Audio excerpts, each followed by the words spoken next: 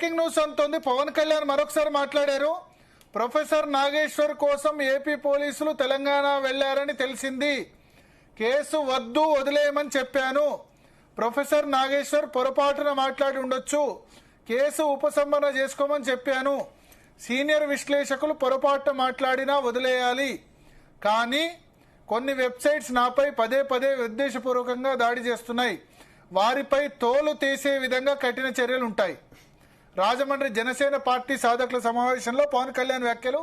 PCR ఒకసారి ఆ comments ఒక 2-3 మినిట్స్ లో ప్లే చేయండి. ఒక్కసారి నేను కేఎస్ ప్రసాద్ గారి ఒపీనియన్ తీసుకుంటా. ప్రసాద్ గారు. ఎస్, ముందుగా జీ న్యూస్ ప్రేక్షకులు. సో పవన్ కళ్యాణ్ బ్రేకింగ్ న్యూస్ మరొకసారి చదివి వినిపిస్తాను. ప్రసాద్ గారు చెప్పే ముందు, ప్రొఫెసర్ నాగేశ్వర్ కోసం ఏపీ పోలీసులు తెలంగాణ వెళ్లారని తెలిసింది. కేసు వద్దు వదిలేయమని చెప్పాను. ప్రొఫెసర్ నాగేశ్వర్ పొరపాటున మాట్లాడి ఉండొచ్చు. దాన్ని కేసు ఉపసంహరణ చేసుకోమని చెప్పాను. సీనియర్ విశ్లేషకులు కాబట్టి పొరపాటున మాట్లాడినా వదిలేయాలి. కానీ కొన్ని వెబ్సైట్స్ నాపై పదే పదే ఉద్దేశపూర్వకంగా దాడి చేస్తున్నాయి. వారిపై తోలు తీసే విధంగా కఠిన చర్యలు ఉంటాయి. ఇది పవన్ కళ్యాణ్ చెప్పింది. ఎస్ ప్రసాద్ గారు. అలాగే ఒకటి భరత్ గారు, మీకు మా శరత్ సార్కి ఒక ప్రివిలేజ్ ఉంది. ఏంటంటే మీరు కాంటెంప్లేటరీస్, మీరు ఒక శిష్యుడిగా, ఆయనేమో ఆయనకు కాంటెంప్లేటరీగా ఆయనకు ఒక ప్రివిలేజ్ ఉంది. మేము కొంచెం చిన్న చితక ఏకలవ్య శిష్యులు మేము, మా గురువు గారికి, నాగేశ్వర గారికి. ఒకటి మాత్రం నేను చెప్పగలను. నాకు కొంతమంది విశ్లేషణలను లేదా పార్టీ పరంగా మా కత్తి వెంకటస్వామి సార్ ఉంటారు. ఆయన కొన్ని సందర్భాల్లో ఆయన మాడే విధానం ఉంటుంది, పార్టీలకు అతీతంగా మాడతాడు. సో ఫస్ట్ ఆఫ్ ఆల్ మనకి తెలియవలసిన విషయాలు ఏంటంటే, ఇవాళ నాగేశ్వరరావు గారి విషయంలో ఇవాళ పవన్ కళ్యాణ్ గారు ఆ స్టేట్మెంట్ ఇచ్చారని మీరు చెప్తుంటే నాకు చాలా ఆశ్చర్యకరంగా ఉంది. ఎందుకంటే ఒక పక్క రెస్పెక్టివ్ పోలీస్ డిపార్ట్మెంట్ కానీ వాళ్ళు ఎక్కడ మేము ఇలా పోలీసులు పంపించామని ఎక్కడ అందుకేటు స్టేట్మెంట్ లేదు.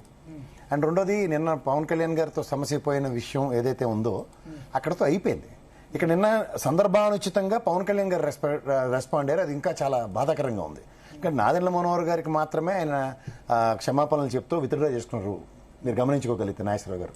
కానీ హైలైట్ ఏంటంటే సార్, ఏపీ స్టేట్ నుంచి ఒక్క బీజేపీ నాయకుడు కూడా ప్రతిస్పందించలేదు దీని మీద. ఎందుకు అమిత్ షా గారి విషయంలో ఎట్లా ఏ ప్రాతిపదిక మీద మాట్లాడతారని మీరు అది గమనించారు సార్ భరత్ గారు? సో ఇక్కడ ఫస్ట్ ఆఫ్ ఆల్ ఇర్రెస్పాన్సిబిలిటీ స్పందించలేదంటే వాస్తవం ముందేమో జగన్ చంద్రబాబు ఇద్దరితో పవన్ కళ్యాణ్ బీజేపీ గేమ్ ఆడుతుంది సార్. ఇక్కడ మీరు if you really read in between the lines, Jagan support చేయట్లేదా ప్రతి విషయంలో? అదే చెప్తాను. 2014 కూడా సపోర్ట్ చేశారు. అదే చెప్తాను సార్. 2014 నుంచి 26 దాకా మీరు ఆద్యంతం గమనిస్తే జగన్మోహన్ రెడ్డి గారి పార్టీ కంటిన్యూస్ గా ఏ బిల్లుకైనా సపోర్ట్ చేస్తూనే ఉంది. వాళ్ళు బహిర్గతంగా ఇవాళ కోయిలేషన్ గవర్నమెంట్ లో ఇవాళ తెలుగుదేశం జనసేన లోపలికి వెళ్ళి మినిస్టర్లు తీసుకున్నట్టు వైఎస్ఆర్సీపీ ఫ్రమ్ ద 2014 నుంచి ఈ రోజు దాకా బయట నుంచే సపోర్ట్ చేస్తున్నారు. ఇవాళ ఒక క్రూషియల్ సిచ్యువేషన్ అట్రిబ్యూట్ అయినప్పుడు ఖచ్చితంగా తెలుగుదేశం సపోర్టు, జనసేన సపోర్టు బీజేపీకి అవసరమైంది.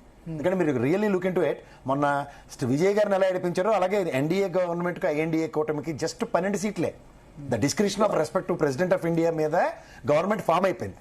మీరు తర్వాత floor management it's matter of fact. So ఈ డెవలప్మెంట్స్ మీరు ఆద్యంతం గమనించగలిగితే ఇవాళ నాగేశ్వరరావు గారి విషయంలో బీజేపీ రెస్పాండ్ అవ్వకపోవడం అంటే డెఫినెట్ గా ఒక ఫెయిల్యూర్ ఉన్నట్టే కదా. మీరు ఆ కోణంలో ఎందుకు ఎక్స్పోజ్ అవ్వట్లేదు? రెండోది, నాగేశ్వరరావు గారి మీద అన్న విషయంలో ఇవాళ పోలీసులు రావచ్చు, లేదంటే వ్యక్తిగతంగా ఏదంటే ఒక చిన్న జర్నలిస్ట్ అంటే మా ఆయనతో పోల్చుకునే స్థాయి కూడా కదా నేను, మా కేవీఆర్ కానీ. ఆ కేవీఆర్ మీద వచ్చినప్పుడే పోలీస్ వ్యవస్థని ప్రతిఘటించిన జర్నలిస్ట్ యొక్క చైతన్యం ఇక్కడ చూసాం. ఇందాక మా గురుగారు శరత్ గారు బాగా చెప్పారు.